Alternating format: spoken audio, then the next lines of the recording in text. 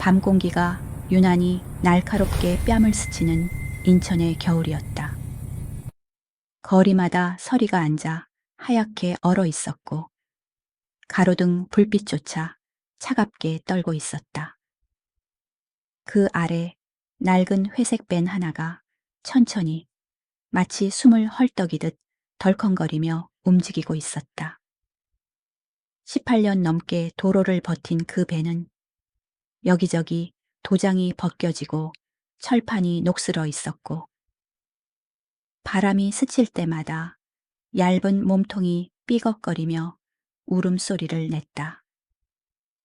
비록 세월에 찌들고 흠집투성이였지만 정해진 길을 묵묵히 달리며 가족을 지켜온 든든한 동반자였다. 그 운전석에 앉아있는 사람은 정해진, 쉰둘의 평범한 얼굴을 한 여성이었다. 그러나 그 얼굴엔 평범함 이상의 무게가 내려앉아 있었다. 깊게 패인 미간 주름과 굳게 담은 입술, 손끝까지 맺힌 긴장감이 그녀가 걸어온 25년을 말해주고 있었다. 인천의 차디찬 공장 지대에서부터 아이들 학비, 남편의 끊이지 않는 빚 문제까지. 그녀는 늘 가장 먼저 일어나고 가장 늦게 누우며 하루를 버텼다. 남편의 엑스서트 공장이 망하기 직전까지 가며 빚더미에 눌릴 때도 그녀는 묵묵히 두 아이를 먹이고 입히며 상황을 버텨냈다. 그렇게 그녀는 가족을 위해 자신의 청춘을, 건강을, 감정을 조금씩 버려왔다.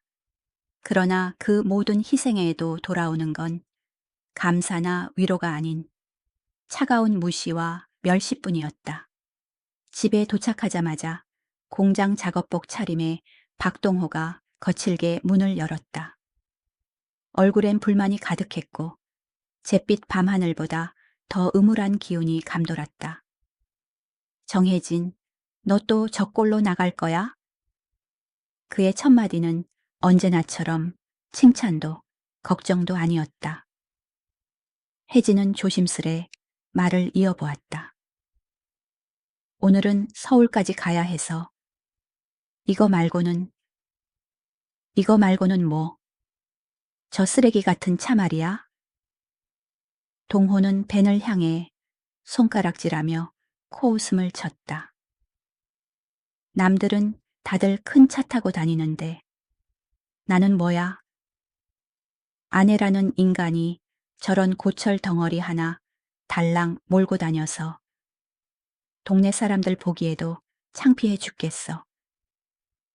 혜진의 눈이 잠시 흔들렸지만 오래 머물지 않았다. 익숙한 비난이었다. 25년 동안 그녀의 귀는 칼날처럼 날카로운 말들에 충분히 단련되어 있었다. 하지만 익숙하다고 해서 덜 아픈 건 아니었다. 오늘까지만 이걸로 운행할게요.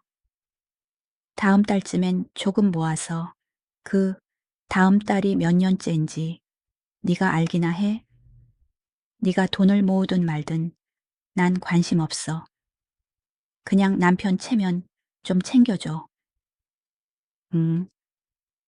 그 말은 요청이 아니라 명령. 아니, 거의 경고에 가까웠다. 혜진은 대답 대신 고개를 살짝 숙였다. 얇은 어깨가 순간 미세하게 떨렸지만 곧 다시 굳어졌다. 그녀의 등 뒤에서 문이 쾅 하고 닫히며 박동호는 거친 숨을 몰아쉬하였다. 혜진은 다시 운전석에 앉아 안전벨트를 맸다. 날숨이 유리창에 닿자 뿌옇게 김이 올라가며 흔들렸다. 차 안엔 오래된 호흡기 냄새와 희미한 김치통 냄새가 섞여 있었지만 그녀에겐 익숙하고 편안한 공간이었다. 자신을 지켜주는 건 오직 이 밴뿐이었다. 아이들이 잠든 얼굴이 문득 떠올랐다. 서울로 가는 길은 멀고 험했지만 오늘 배달만 잘 마치면 둘째 아이 등록금을 낼 수 있었다. 그 생각이 그녀의 두 손에 힘을 다시 채워주었다. 엔진을 켜는 순간 오래된 배는 작게 기침하듯 소리를 냈다. 퉁, 둥. 들릴 듯 말 듯한 진동이 발판을 타고 올라왔다. 혜진은 라디오를 켜보았지만 안테나가 흔들리는지 잡음만 섞여 나왔다. 저 멀리 인천항에서 불어오는 바람이 차체를 스쳐 지나가며 삐걱거림을 더 크게 울렸다. 오늘만 조금만 더 버텨줘. 혜진이 조용히 가만히 말하자 마치 알아듣기라도 한 듯 배는 낮게 울렸다. 도로를 달리기 시작한 지 10분쯤 지났을 때였다. 차에서 이상한 소리가 났다. 금속이 마찰하는 듯한 날카로운 지익 하는 소리. 혜진은 즉시 속도를 줄였다. 안 돼. 지금만 아니면 되는데. 불안이 가슴 깊숙이 스며들었지만 돌아갈 수는 없었다. 그녀는 한숨을 길게 들이쉰 뒤 다시 핸들을 꽉 잡았다. 서울까지 2시간. 이대로만 버텨주면 된다. 꼭 버텨야 했다. 차는 인천을 벗어나 고속도로로 접어들었다. 밤하늘 아래 희미한 가로등 사이를 지나며 배는 점점 더 낡은 기계 같은 소리를 냈다. 속도가 조금만 올라가도 차체가 크게 흔들렸다. 그때 경고등 하나가 번쩍 켜졌다. 브레이크 경고등. 순간 혜진의 심장이 꺼졌다. 설마 아니겠지. 그러나 다가오는 건 부정이 아니라 현실이었다. 차가 서서히 흔들리더니 내리막길을 만나자 갑자기 속도가 휙 치솟았다. 발로 브레이크를 밟았지만 페달이 푹 들어가기만 할 뿐 아무 반응이 없었다. 안 돼, 제발, 멈춰, 하네. 혜진의 목소리는 찢어질 듯 떨렸고 차는 이미 그녀의 통제를 벗어나 있었다. 강 바람이 몰아치는 한강 인근의 큰 다리로 진입하는 순간 부서질 듯한 속도와 함께 벤이 미친 듯이 앞으로 치달았다. 핸들이 덜컹거리며 손에서 미끄러질 것만 같았다. 가로등이 길게 찢긴 빛의 선으로 스쳐 지나갔고 차체는 날카로운 금속음과 함께 요동쳤다.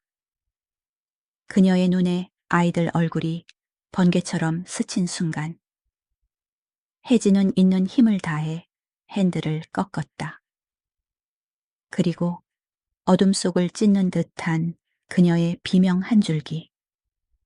한강 근처의 다리 위에서 낡은 벤이 통제력을 잃은 채 처절하게 미끄러져 갔다. 차창 밖으로 얼어붙은 강물이 번쩍거리며 스쳤고 세상이 흔들렸다. 그 비명과 함께 혜진의 운명은 완전히 다른 곳으로 굴러떨어지고 있었다. 한강 근처의 가파른 내리막을 미끄러지듯 내려가던 배는 마침내 혜진이 마지막 힘으로 꺾은 핸들의 방향대로 비틀리며 도로 한복판을 스쳐 지나갔다. 눈앞의 풍경은 번개처럼 휙휙 지나가고 차체는 덜컹거리며 금속이 찢어지는 듯한 소리를 냈다. 혜진은 브레이크를 미친 듯이 밟아보았지만 발끝에 전해지는 건 공허한 저항감뿐이었다. 차는 마치 누군가가 뒤에서 밀고 있는 것처럼 더 빨라지기만 했다. 제발, 제발 멈춰. 그녀의 손이 떨리는 채로 핸들을 움켜쥔 순간 한 줄기 헤드라이트가 눈을 찌르듯 반짝였다. 바로 앞에 검은색 세단 한 대가 길가에 정차해 있었고 혜진의 배는 그 옆을 피하려다 결국 측면을 스치듯 들이받았다. 쾅 하는 소리와 함께 충격이 몸 전체로 퍼졌고 차는 휘청거리며 겨우 멈춰 섰다. 차창 밖으로 하얀 입김이 새어나왔다. 모든 것이 멈춘 듯한 정적 속에서 혜진은 숨을 거칠게 몰아쉬며 운전대를 붙잡고 있었다. 그녀의 심장은 흉골을 부술 듯 뛰었다. 그때 부드럽지만 단단한 발자국 소리가 들렸다. 세단의 문이 열리고 검은 롱코트를 입은 남자가 내렸다. 차가운 서울의 겨울 공기 속에서도 깔끔한 셔츠와 검은 넥타이가 정돈되어 있었고 자세 하나까지도 정중했다. 하지만 그의 눈은 차갑지 않았다. 충격 때문인지 아니면 놀라움 때문인지 눈동자가 크게 흔들렸다. 그는 혜진의 벤을 보더니 얼어붙은 듯 서 있었다. 그리고 낮게 그러나 분명하게 말했다. 정혜진 아주머니. 혜진은 그 말의 순간 눈을 들었다. 낯익은 이름을 부르는 목소리. 하지만 기억 저편에서만 희미하게 들리던 그 어투였다. 남자는 재차 다가오며 조심스럽게 말했다. 혹시 저 기억 못 하시겠어요? 강지원입니다. 예전에 인천에서 아주머니 식당에서 아르바이트 하던. 혜진은 충격에 입술만 떨며 말을 잇지 못했다. 지원은 서둘러 운전석 문을 열고 몸을 굽혔다. 괜찮으세요? 어디 다친 데 없으세요? 혜진은 작게 고개를 저었지만 떨림은 멈추지 않았다. 충돌보다 놀라움이 컸다. 그 아이. 과거에 자신이 따뜻한 밥 한 그릇 챙겨주며 가끔 남은 반찬을 싸주곤 했던 그 소년. 늘 굶주린 눈으로 학교를 다니던 그 아이가 지금은 고급 세단을 몰고 서울 한복판에서 그녀의 이름을 부르고 있었다. 당신이 강지원이라고. 그녀의 목소리는 믿기지 않는 현실을 더듬는 듯 흔들렸다. 지원은 부드럽게 웃었다. 네, 아주머니. 저 맞아요. 서울중앙지검에서 일하고 있어요. 오늘은 야근 끝나고 집에 가는 길이었는데 이렇게 다시 뵙게 될 줄은 몰랐습니다. 서울중앙지검. 그 말은 혜진의 가슴에 묘한 울림을 주었다. 그 아이가 여기까지 올라온 것이다. 하지만 동시에 혜진은 고개를 숙였다. 벤의 지저분한 외관, 깨진 전조등, 기름때가 묻은 손자국, 그리고 자신이 입고 있는 낡은 패딩. 그녀는 본능적으로 자신의 초라함을 감췄다. 차가 너무 오래돼서 제가 잘못했어요. 보험 처리라도 제가. 지원은 재빨리 손을 흔들며 말을 끊었다. 아니에요. 그런 얘긴 나중에 하고요. 우선 아주머니가 다치지 않았는지 확인하는 게 먼저죠. 그는 그녀의 안전벨트를 풀어주고 밖으로 조심히 부축했다.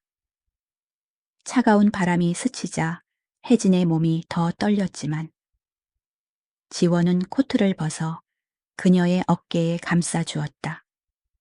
아니, 아니야. 괜찮아. 내 옷인데. 춥잖아요. 옛날처럼 괜찮다고만 하지 마세요. 그의 말은 꾸지람이 아니라 애틋함에 가까웠다. 도로변에 서서 두 차를 번갈아 보던 지원은 벤에서 나는 냄새를 곧 알아챘다. 타이어 탄 냄새와 금속 타는 냄새가 섞여 있었다. 브레이크 아예 안 들었죠? 혜진은 놀란 눈으로 그를 보았다. 어떻게 알았어? 소리만 들어도 알죠. 저 예전에 아주머니 가게에서 일하던 시절 아르바이트 끝나고 공장 가서 야간 일도 했었거든요. 차 수리도 조금 해봤고. 그는 무릎을 꿇고 벤 아래를 들여다보았다. 브레이크 라인 완전히 닳았네요. 지금 멈춘 게 기적이에요. 그 말에 혜진의 숨이 또다시 멎는 듯했다. 정말 죽을 뻔했다. 혼자 아무도 모르게 이렇게 사라질 수도 있었던 것이다. 그런데 그 순간 지원의 휴대폰에서 진동이 울렸다. 그는 전화기를 꺼내 확인했지만 받지 않고 다시 주머니에 넣었다. 그리고는 차 보닛을 열고 내부를 더 살펴보았다. 아주머니, 잠시 여기 계세요. 견인차 부를게요. 혜진이 고개를 끄덕이려던 순간 또다시 전화가 울렸다. 이번엔 스피커가 켜진 채였고 그 짧은 메시지음 사이로 남자의 조급한 목소리가 들렸다. 야, 박동호 쪽에서 또 서류 보내라잖아. 부산 쪽 작업은 빨리 처리해야 한다고. 혜진은 얼어붙었다. 지원도 마찬가지였다. 그는 천천히 얼굴을 돌려 혜진을 바라보았다. 박동호? 그의 목소리는 조심스러웠다. 혜진은 무언가를 들킨 사람처럼 숨을 멈췄다. 지원은 짧은 순간이었지만 그의 눈이 날카롭게 좁혀지는 것을 감출 수 없었다. 혹시 그 박동호가 아주머니 남편분 맞죠? 혜진은 말없이 고개를 끄덕였다.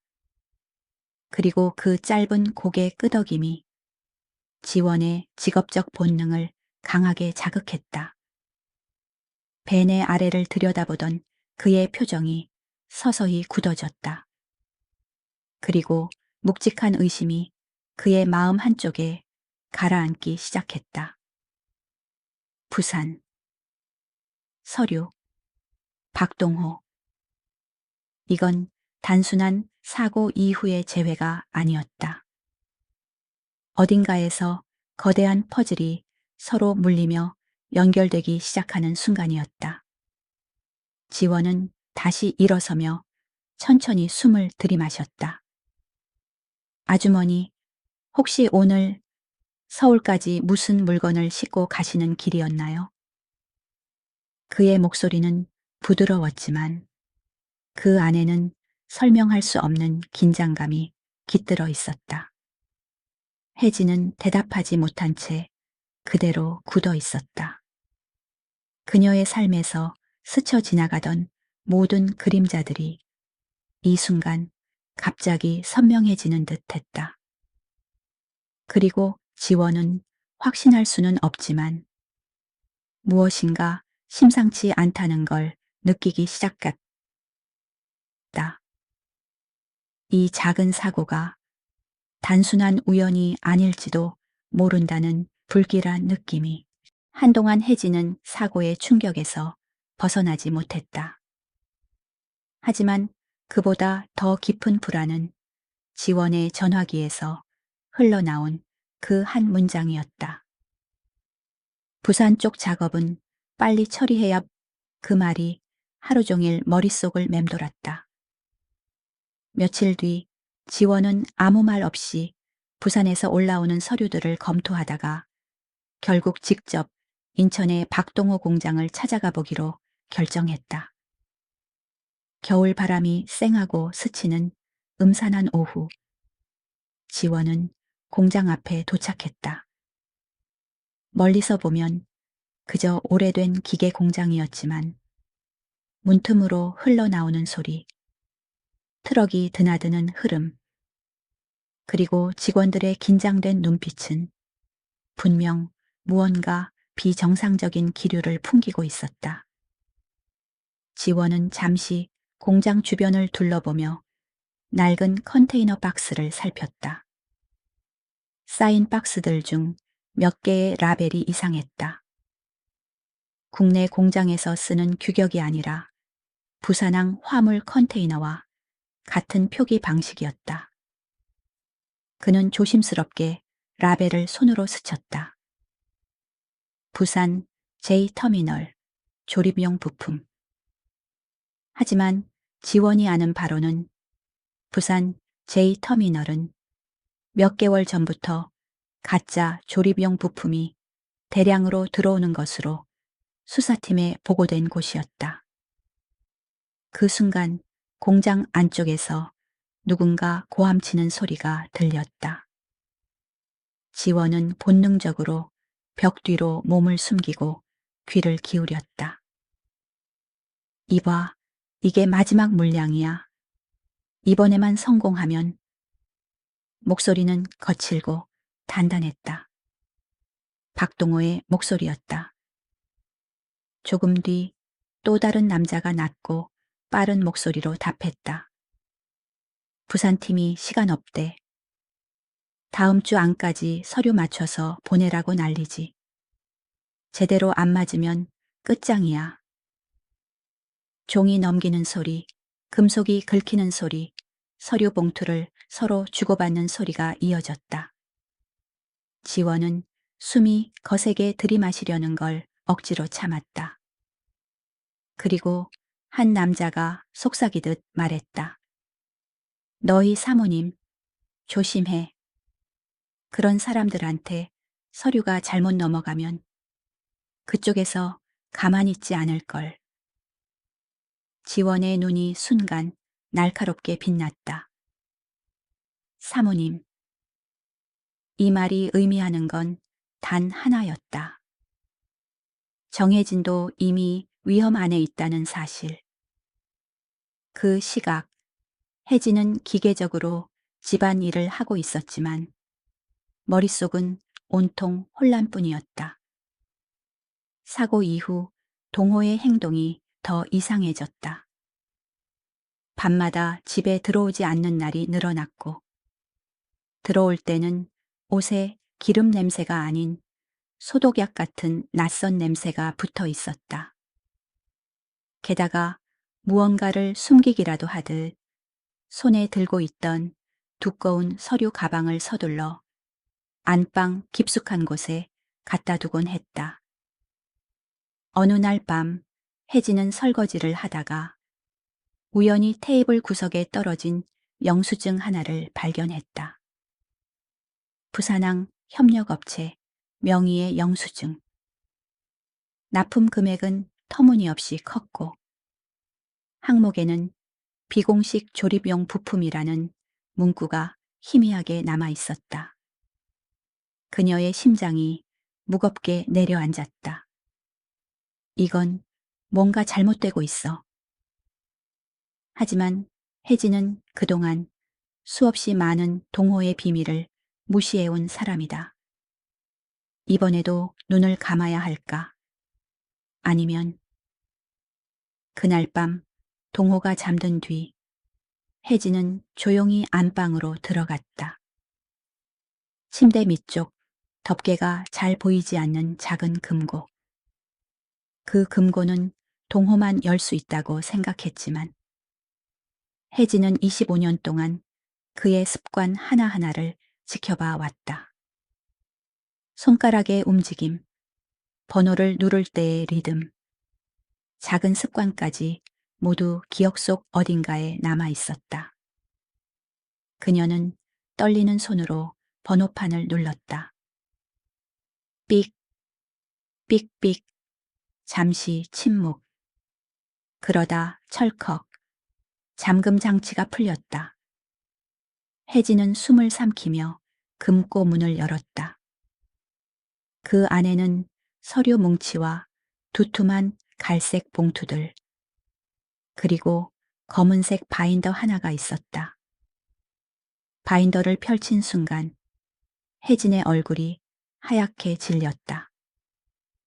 부산항에서 들어온 수상한 부품 목록, 검수 위조 도장, 몇몇 기업과의 뒷거래 내역, 그리고 취급 주의, 검찰 내 비협조 인물 같은 빨간 메모까지. 그녀는 손으로 입을 가리며 숨을 죽였다. 이건 단순히 남편의 빚 문제가 아니었다. 이건 범죄였다. 그리고 이 범죄는 이미 너무 깊이 들어와 있었다. 이걸 내가 봤다는 걸 알면 그녀의 손이 찢어질 듯 떨렸다. 동호는 분명 폭발할 것이다. 그리고 그 분노는 그녀에게 향할 것이 분명했다. 하지만 이걸 숨기고 살 수 있을까? 두 아이의 미래는, 자신의 삶은, 그녀는 두려움과 죄책감 사이에서 숨이 막혀왔다. 결국 혜진은 바인더를 꼭 끌어안은 채 집을 나섰다. 자정이 훌쩍 넘은 시간, 밖은 차갑고 적막했다. 그녀가 향한 곳은 단 하나였다. 강지원. 지원은 서류들을 받아들고 펼쳐보는 순간 숨조차 잊은 듯 가만히 멈췄다. 이게 진짜였군요. 그의 말투에는 충격과 분노, 그리고 걱정이 뒤섞여 있었다. 혜진은 눈을 붉힌 채 고개를 떨구었다. 내가 신고해야 하는지 모르겠어. 하지만 이걸 더 모른 척할 수도 없어. 지원은 잠시 말이 없었다. 그가 정혜진을 바라보는 눈빛은 오히려 더욱 단단해져 있었다. 아주머니, 이건 더 이상 혼자 감당할 문제가 아닙니다. 저와 함께 끝까지 가시죠. 혜진은 천천히 눈을 들었다. 그 눈동자에는 두려움보다 더 큰 결심이 서 있었다. 몇 날 며칠 지원과 혜진은 수사팀과 조용히 협력하며 증거를 모았다. 공장 이동 경로, 부산항 연관 서류, 자금 흐름까지 모두 퍼즐처럼 맞춰지기 시작했다. 그리고 마침내 검찰의 긴급 단속 작전이 결정되었다. 새벽녘 인천 공장에 검찰 차량들이 조용히 모여들었다. 문이 벌컥 열리며 수사관들이 들이닥쳤고 동호는 깜짝 놀라 도망치려다 순식간에 제압됐다. 정혜진, 이게 다 내 짓이지? 포승줄에 묶인 채 끌려나가면서도 동호는 혜진을 향해 악을 썼다. 너 같은 년이 나를 팔아? 배신자, 배신자라고. 혜진은 그 자리에서 아무 말도 하지 않았다. 그저 조용히 가만히 바라볼 뿐이었다. 그의 외침은 찢어지듯 날카로웠지만 이상하게도 그녀의 마음은 어느 순간처럼 담담했다. 무너진 건 동호가 아니라 오히려 동호가 세워놓은 거짓된 세계였다. 그리고 그 폐허 위에서 혜진의 진짜 삶이 비로소 다시 시작되고 있었다. 인천의 겨울은 여전히 매섭고 차가웠다. 하지만 그날 저녁 정혜진의 집 안은 바람보다 더 차디찬 공기와 침묵으로 얼어붙어 있었다. 남편 박동호가 체포되었다는 소식이 퍼지자 멀리 기숙사에서 지내던 큰아들 준호와 서울에서 일하던 딸 민서가 급히 집으로 돌아왔다. 현관문이 열리자마자 두 아이의 얼굴에는 충격과 분노가 뒤섞여 있었다. 엄마, 이게 도대체 무슨 일이에요? 준호의 목소리가 떨렸고 민서는 신발조차 벗지 않은 채 서 있었다. 혜진은 설명하려 했지만 말이 입술에서 굳어버렸다. 그 순간 준호가 주먹을 꽉 쥔 채 폭발했다. 엄마가 아빠를 신고한 거야? 왜요? 왜 그런 짓을 했어요? 엄마 때문에 우리 가족 다 망했잖아요. 혜진은 순간 숨이 막힌 듯 멈춰 섰다. 민서도 눈물을 터뜨리며 소리쳤다. 엄마, 어떻게 가족을 이렇게 만들 수 있어요? 아빠가 어떤 사람인데 왜 엄마가 가족을 배신해요? 배신. 그 단어는 25년 동안 묵묵히 견뎌온 모든 시간보다 더 깊게 그녀의 가슴을 찌르며 내려왔다. 나 그런 뜻이 아니었어.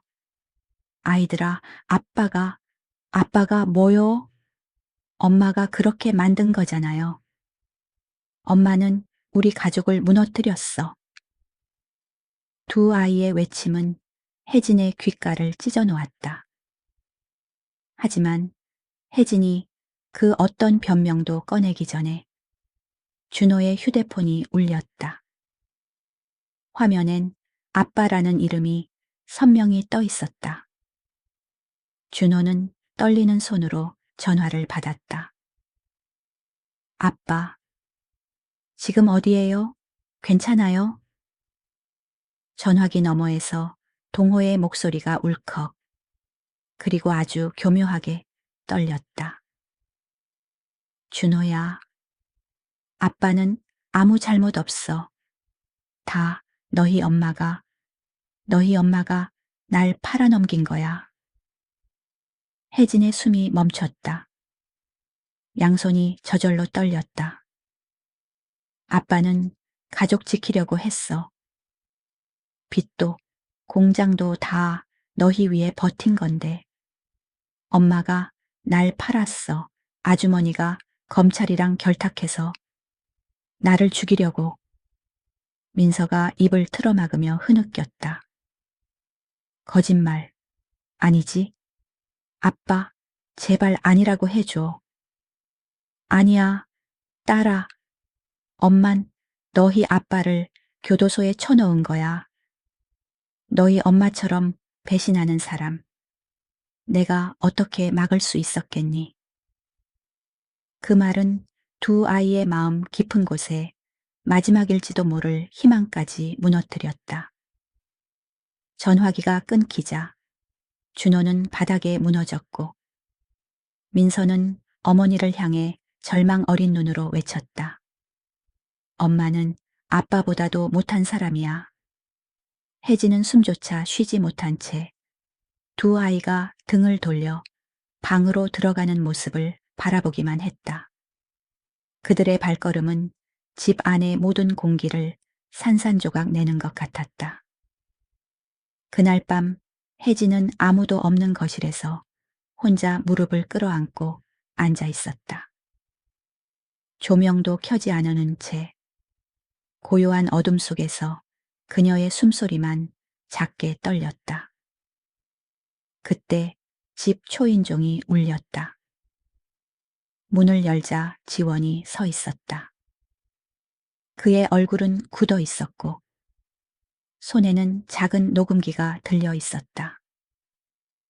아주머니, 지금 꼭 들려드려야 할 게 있어요. 혜진은 그를 따라 들어갔고 지원은 녹음기 버튼을 눌렀다. 거친 숨소리, 그리고 익숙한 목소리. 여자 하나 팔아서 공장 살릴 수 있다면 팔아야지. 아내라는 게 도대체 뭐야? 돈도 못 벌어오고 체면만 구기고 필요하면 보내버리면 되는 거지. 혜진은 손을 입에 대고 싸늘하게 굳었다. 그러나 그 순간 방에서 준호와 민서가 뛰어나와 녹음기에 귀를 붙였다. 그들의 표정이 무너지는 데는 단 5초도 걸리지 않았다. 준호의 얼굴이 하얗게 질렸다. 아빠가 이런 말을. 민서는 두 손으로 얼굴을 감싸며 울음을 터뜨렸다. 이게 진짜야? 엄마를 팔아버리겠다고? 지원은 조용히 고개를 끄덕였다. 두 아이는 서로를 바라보다가 천천히, 아주 천천히 어머니에게 다가갔다. 준호가 가장 먼저 입술을 떨며 말했다. 엄마, 미안해요. 우리가 너무 몰랐어요. 민서가 혜진의 손을 잡으며 흐느꼈다. 엄마가 한 게 가족 배신이 아니었어요. 엄마만 우리를 지키고 있었어. 혜진은 아이들을 끌어안았다. 그 순간 그녀의 몸은 무너졌다. 하지만 그 무너짐은 절망 때문이 아니라 25년 만에 처음으로 가족이라는 울타리가 어머니를 감싸준 순간 때문이었다. 시간이 흘러 재판날이 다가왔다. 법정은 침착하지만 냉정했고 피의자석에 선 동호는 여전히 자신을 억울한 피해자로 포장하려 했다. 하지만 서류 조작, 부품 밀수, 횡령, 노동 착취까지 그의 범죄는 말이 아니라 증거가 모든 걸 말해주고 있었다. 판결이 내려지자 방 안은 무겁게 가라앉았다. 박동호 피고인에게 징역 6년을 선고한다. 그리고 동호가 훔친 돈들은 전액 공장 노동자들에게 보상금으로 지급되었다. 그는 무너졌고 혜진은 아무것도 얻지 못했다. 남은 건 빈 통장과 낡은 방 하나. 하지만 그 빈자리야말로 그녀에게는 생애 처음으로 얻은 자유였다. 며칠 뒤 혜진은 법원에서 나온 서류 봉투를 들고 지원과 마주했다. 지원은 따뜻한 미소로 말했다. 이제 진짜 끝났어요. 혹시 도움이 필요하면 말만 해요. 집이든 생활비든. 그러나 혜진은 고개를 저었다. 고맙지만 이제 내 힘으로 살고 싶어. 지원은 그녀의 결심을 존중하며 조용히 고개를 끄덕였다. 다음 날 새벽 인천의 마지막 집세를 정리하고 혜진은 중고로 구입한 작은 트럭에 짐을 실었다.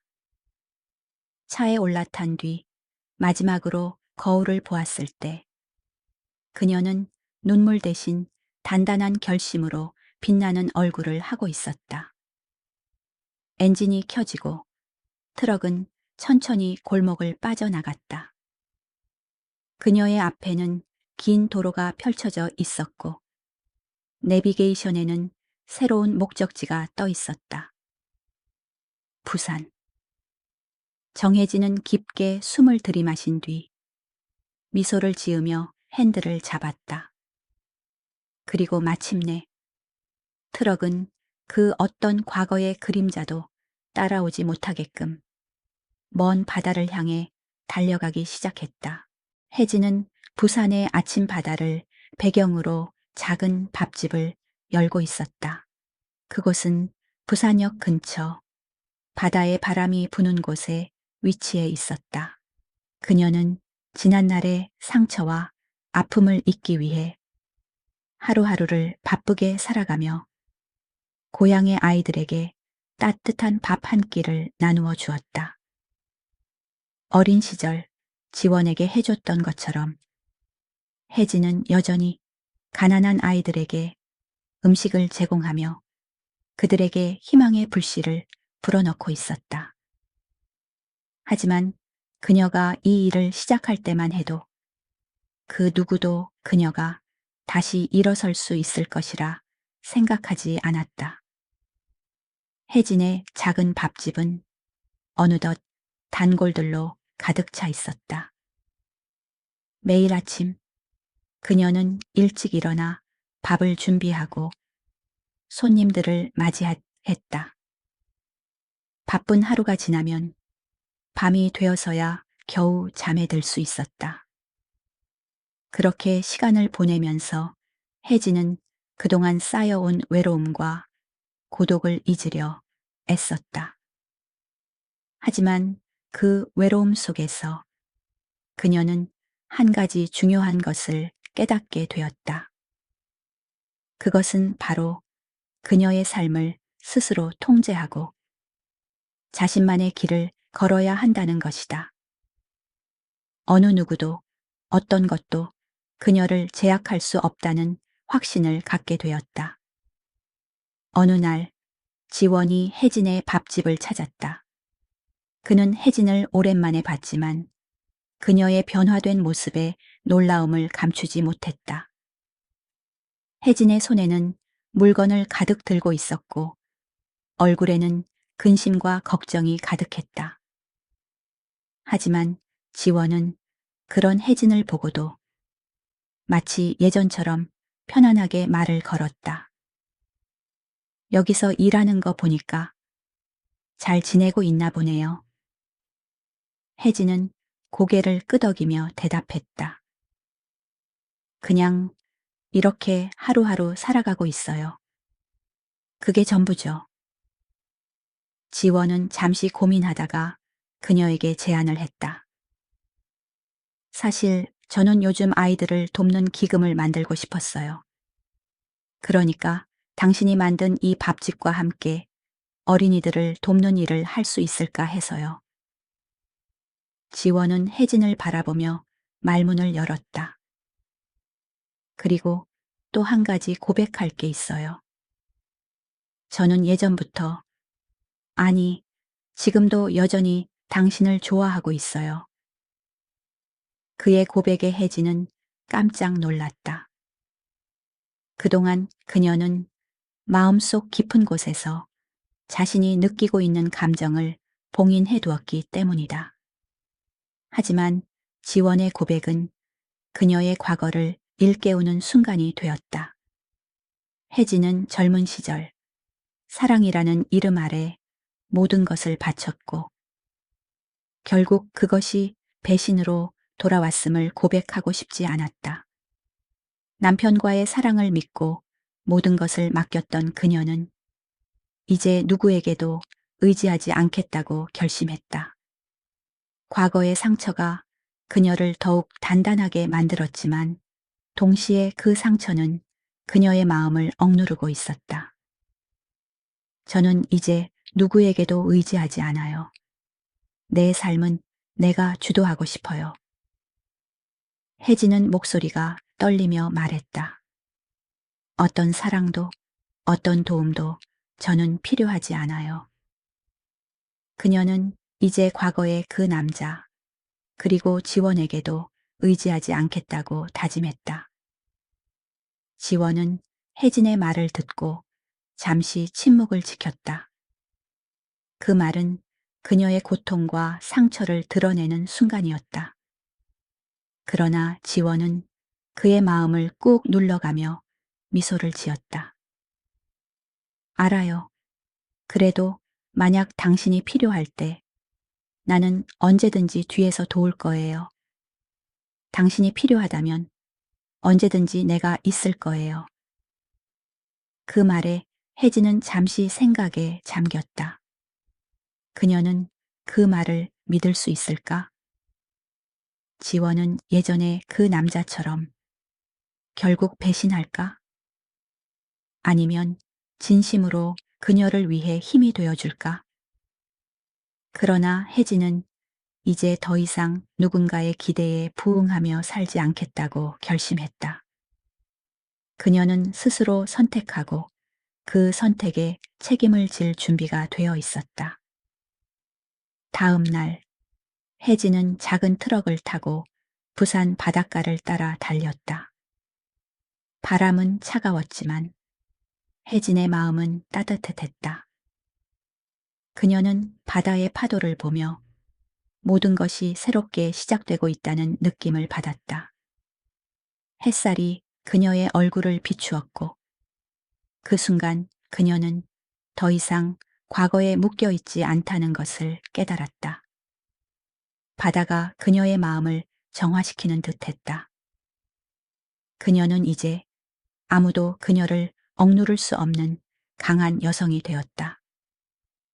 트럭을 몰고 바닷가를 지나며 혜진은 자신이 겪었던 온 모든 상처들을 떠올렸다. 하지만 그 상처는 이제 그녀의 일부가 되었고 그녀는 그것을 딛고 일어나 세상을 향해 나아가고 있었다. 예전에는 그 상처가 그녀를 약하게 만들었지만 이제는 그 상처가 그녀를 더욱 강하게 만들어 주었다. 혜진은 자신이 과거를 잊고 더 이상 누구에게도 의지하지 않으며 자신의 길을 걸어갈 수 있다는 확신을 가지게 되었다. 부산의 바다를 지나며 혜진은 이제 한 발짝 더 나아갔다. 그녀는 더 이상 그 누구에게도 의지하지 않고 자신의 인생을 살아갈 준비가 되어 있었다. 그 어떤 시련도 그녀를 막을 수 없다는 것을 알고 있었다. 혜진의 얼굴에는 강인한 결의가 서려 있었다.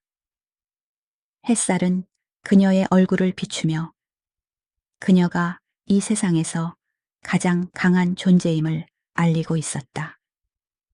마지막 장면에서 혜진은 자신의 작은 트럭을 몰고 바닷가를 달리고 있었다. 바람이 그녀의 머리카락을 휘날리며 햇살은 그녀의 얼굴을 따뜻하게 비췄다. 그 순간 혜진은 자신의 삶을 완전히 주도할 수 있다는 것을 깨달았다. 그녀는 이제 누구도 의지하지 않으며 그 누구에게도 묶이지 않는 자유로운 삶을 살고 있었다. 과거의 상처도 현재의 고통도 그녀를 억누를 수 없었다. 혜진은 이제 진정한 자유를 찾은 여성이었다. 이 이야기는 한 여성의 과거의 상처를 딛고 일어서는 과정을 그리고 있다. 혜진은 자신의 길을 찾고 그 누구에게도 의지하지 않으며 강해지는 여정을 걸어가고 있다. 그녀는 더 이상 과거에 얽매이지 않고 새로운 미래를 향해 나아가고 있다. 이 이야기는 결국 우리가 어느 순간에 상처를 극복하고 스스로의 힘으로 일어설 수 있다는 것을 보여준다. 이야기는 여기서 끝입니다. 여러분은 어떻게 생각하시나요? 댓글로 의견을 남겨주세요. 좋아요와 구독도 잊지 마세요. 안녕히 계세요. 다음 이야기에서 만나요.